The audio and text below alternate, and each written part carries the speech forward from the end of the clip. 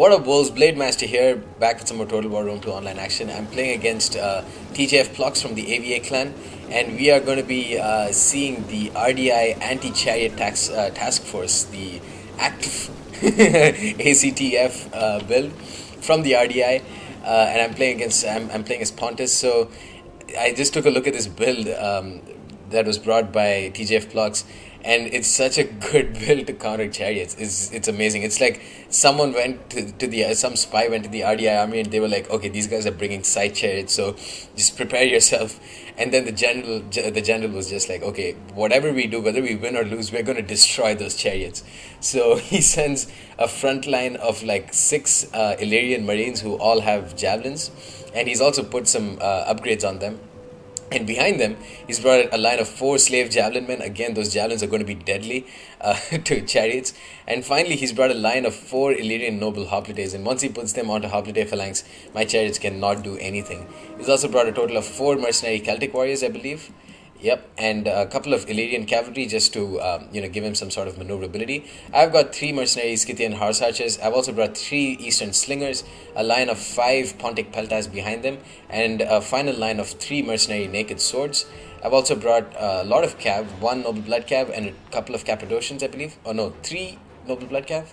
Yeah, I think it's like 2 Cappadocian cav,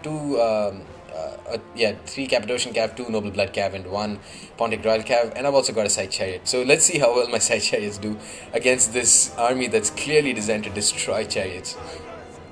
Because as we all know, chariots are just incredibly bad against javelins. They get slaughtered within a couple of minutes. My eastern slingers are already starting to get some kills, I believe. Yeah, 9 and 1. I'm going to just focus on some of his Illyrian marines and try and whittle down as many of these javelin units before I engage. He's moving up really quickly. This is played in the snow, so you can see the exhaustion effects are starting to take hold of his men. Meanwhile, the same thing is going to happen to my Scythian horse archers, even though I believe they have resistance to fatigue, so it's not going to be that apparent for them. Now he's moving up dangerously close with his Illyrian cavalry. Of course, these units are not very good, but against eastern slingers and Pontic peltas, I mean, I do not want them to engage. Meanwhile, my Scythians are getting closer and closer. I'm going to try and get a gen snipe, try and kill off his Illyrian noble hoplites, put these guys on heavy shot, and then start shooting the rear of these Illyrian noble hoplites. Of course, they have 115 armor, but that's not going to matter too much if I can get armor penetrating rear shots with 3 Scythian mercenary Scythian horse archers. So my eastern slingers I'm just going to keep kiting while my eastern slingers keep shooting their ammo. 2 kills, 12 kills, 13 kills. It's racking up slowly. Of course, these Illyrian marines, even though they have decent armor, 65 armor, eastern slingers are actually very nice units, 7 shots per minute, and they've got those slightly more damaging rocks, the 23 missile attack or missile damage rocks. So they are pretty potent. You can see this Illyrian marine is already dropped by quite a few men. My cavalry it's going to be interesting to see if I can use my cavalry good enough. At this point, I was just kind of like wondering what exactly I could do, because my side chariots are the only ones that can really kill my opponent's army off. I'm going to charge in with my naked swords. He's going to brace. He's not used any of his javelin volleys. He's not shooting with any of his. Yeah, he's not shooting with any of his javelins, which is a pretty big mistake, because I'm going to put these guys on frenzy, and that charge one is going to be deadly, but it wouldn't have been nearly as deadly if those Illyrian marines could start shooting their javelins. I've already also charged with noble blood cav and Cappadocian cav onto his flanks and onto those marines. And you might be wondering why. This might be a strange decision to some of you, but the only reason I was doing that is so that I can tie down as many units. And look what I'm doing with my chariots here.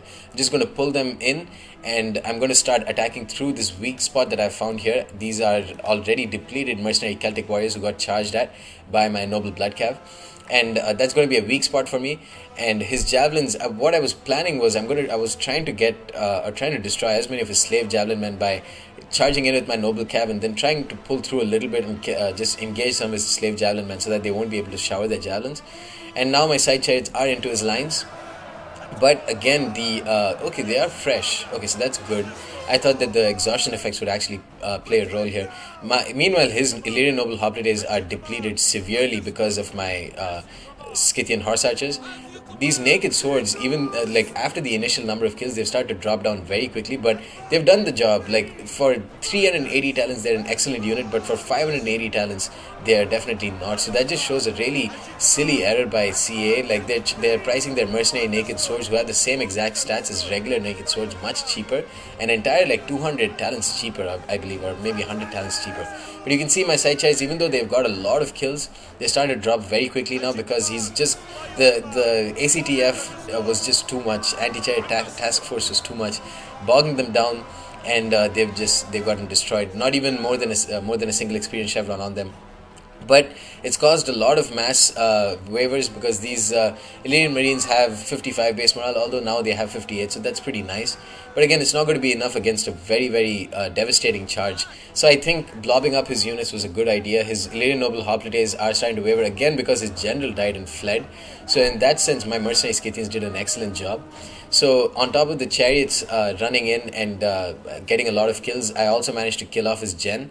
So all of that combined really played a big role in starting to waver all of his units. But now I'm out of melee infantry. I'm going to have to keep kiting back with my units. And now these Pontic Peltas are really going to shine, because these are depleted Illyrian Noble Hoplites. So they will start dying very quickly against those 41 missile damage javelins. My kiting has to be on point though, because once they get a hold of them, then I'm screwed. Because he still has a lot of units. My Noble Blood Cavalry are going to kill off some of his Slave Javelin men, and his Illyrian Marines, they will do an excellent job because they have 20 bonus versus large, but you know, they are very depleted, so getting a couple of charges onto them will be good enough. But the snow is really making my units run slow, and it's going to exhaust them the more I run around with them. Pontic Peltas have done a decent job so far. These Eastern Slingers have done a better job, arguably. Mercenary Naked Swords are going to get charged at by his Illyrian Noble Hoplites, but I'm going to ready up my Noble Blood Cav to start charging into them in the meanwhile. Now, these Pontic Peltas are going to start showering their javelins on, I think, these Illyrian Marines. No, ooh, that's a better target. They're going to shower javelins into the sides of those Illyrian Noble Hoplites. Even though they have 115 armor, they are starting to get whittled down very, very quickly. I'm going to keep running around. I'm going to fan out with some of my units. My Pontic Peltas here are going to charge into his Noble Hoplites because they had no more ammo, so I didn't really have much of a use. Maybe I could have kept kiting with them. But that's going to give enough time for these Eastern Slingers to start getting side shots or flank shots onto either his Celtic Warriors, or I believe, let's see. Oh yeah, they're getting flank shots onto this Illyrian Noble Hoplite. So look at how quickly it's dying now. I think that's the unshielded side for them. Yeah, it's their unshielded side, so they are very vulnerable to missiles from that range or from that direction. Again, Eastern Slingers are just kiting back, giving these units something to chase, while my other Eastern Slingers are just going to do the business from the side. 97 kills with my Scythian Horse Archers was the 70 and 65. They've all done brilliantly. And I'm just going to keep pulling away with my Pontic Peltas and Eastern Slingers here. This Pontic Peltas got attacked in the rear by his Illyrian Marines, and that's not good for me. But I just have a lot of ammo at this point, and he just doesn't have the maneuverability to chase after my much more lightly armored units. His Illyrian Noble Hoplites are starting to waver because they just got destroyed steadily by those Eastern Slingers. They're about to get a single experience chevron. And here the battle is just gone completely in my favor. The remnants of the anti-chariot task force, their bodies lie in the snow. Look at this chariot, just completely demolished. And a ton of naked dudes. These naked swords with their six-pack just showing off, just chilling in the snow.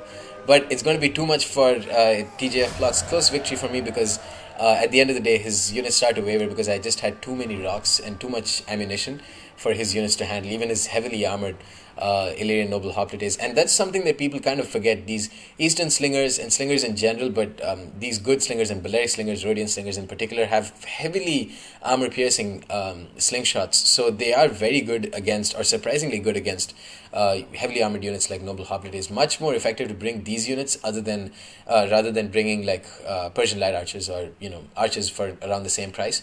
Mercenary Naked Swords did a brilliant job. They're very cost effective for 380 talents, but that's only because of that pricing difference. Cappadocian Cav didn't play much of a role, neither did my Noble Blood Cav. Again, they blobbed up his anti-chariot task force well enough for my chariots to actually get 257 kills on an army that's just been designed to destroy them. And my Pontic Peltas did a pretty good job as well. Anyways guys, that's the end of this battle. Hope you enjoyed it, and stay tuned for more. Peace.